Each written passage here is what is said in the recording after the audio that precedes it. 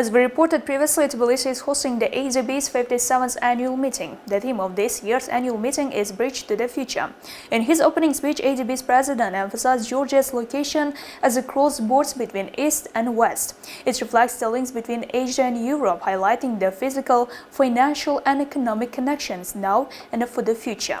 My colleague Asadbek Juraev will continue the details. This global event gathered around 3,000 delegates from the member countries of ADB. Uzbekistan is also a member of this bank, joined in 1995. Since then, ADB has been funding the projects in healthcare, education, solar and wind power. Uzbek delegation is also expected to be part of this event and sign several memorandums with organizations to further strengthen their collaboration. Since then, several plenary sessions, panel discussions and side events are going on here. Now, ADB president will now attend the press conference. This is the opportunity for media outlets to ask the questions that they are interested in. ADB president started the conference with a new announcement. Georgia has become a donor country of the Asian Development Fund for the first time, after making a contribution of $5 billion fund designated to support the most vulnerable populations in Asia and the Pacific. I am pleased to announce that yesterday we concluded the pledging session for the so-called Asian Development Fund 14, which is our grant window.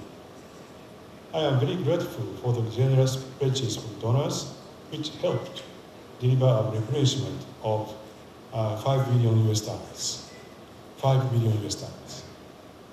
This remarkable replenishment marks the largest ever commitment to ADF's grant operations. It demonstrates ADF donors' continued partnership with ADB to address the pressing development challenges of those most in need. It makes ADF 50th anniversary a golden anniversary indeed. Established in 1974, ADF is to eradicating poverty and enhancing the quality of life in Asia and the Pacific's poorest and most vulnerable countries. Uzbekistan is also a primary recipient of grants from ADF for transformative projects. During the press conference, foreign media outlets asked several questions from the ADB president. One of the interesting ones was from the journalist of Pakistan. According to her, Pakistan is a country particularly vulnerable to the climate change. In 2022, they had devastating floods. Last month, over 1,000 people died because of the floods. She asked how ADB can support vulnerable countries in this regard.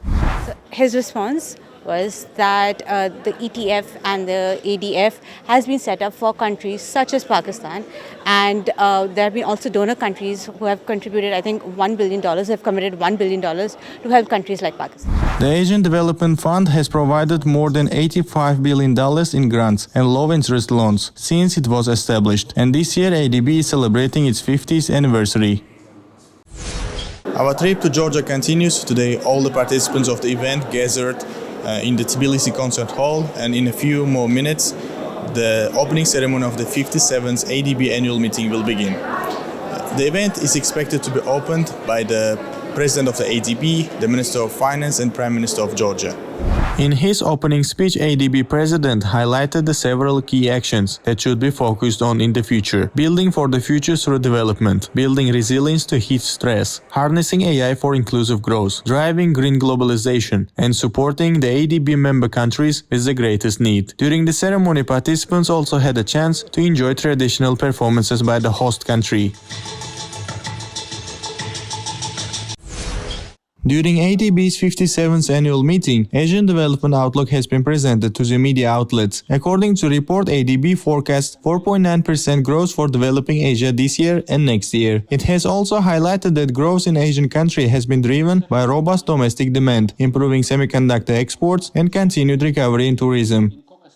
Outlook shows that ADB allocated $4.3 billion for Central and West Asia countries in 2023, including $1.3 billion of climate financing. The bank has allocated $125 million for power transmission grid enhancement project in Uzbekistan. It aims to support the country's transition to a green economy through enhanced reliability of the power transmission system using climate-resilient financing. ADB in Uzbekistan also to adopt a new country partnership strategy in 2024. So what are the key sectors that will be mainly focused on within the strategy? In terms of the priorities, it would not be a surprise that one of our larger priorities is helping the government to deal with the impact of the climate change. So all, or at least most of our investment in Uzbekistan will be focusing on this area. In terms of sector distribution, I think we have areas where we've been working quite successfully with the government. One, of course, is the transport, both in terms of the roads and also railways, trying to improve Uzbekistan's connectivity, which is landlocked country, to the rest of the region and the world. As the Director General stated, ADB also to help Uzbekistan in energy transition and development of private sector. We already invested quite a lot of funds in developing various solar and wind power projects in the country, and we'll continue to do that. We will also work with the government to help to further develop country's private sector and improve the quality of public sector governance. He also mentioned that Uzbekistan is the second largest borrower after Pakistan. Each year the country receives more than $1 billion to develop the various sectors in the country.